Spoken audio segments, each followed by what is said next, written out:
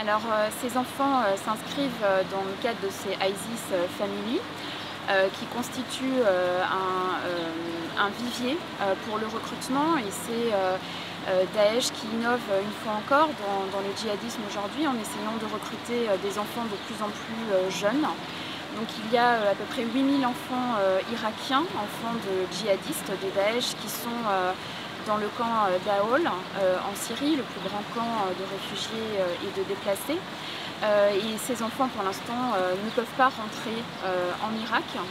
Et il y a ensuite le cas de ceux qui n'ont jamais quitté le pays, toujours enfants de Daesh, et qui n'ont pas de papier. Donc l'absence de papier les empêche, par exemple, d'obtenir des aides alimentaires, d'avoir les droits qu'aurait un enfant irakien.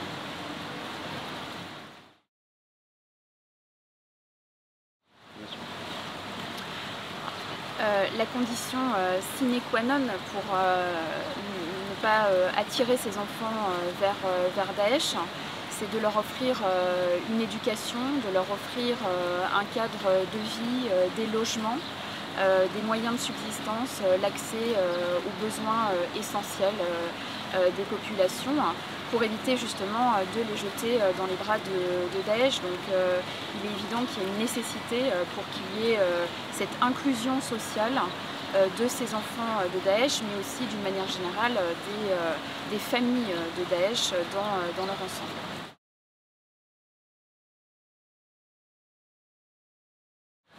Pour l'instant, les choix opérés par le gouvernement pro-chiite de Bagdad ne montrent aucun signe vers une inclusion des Arabes sunnites justement dans la population.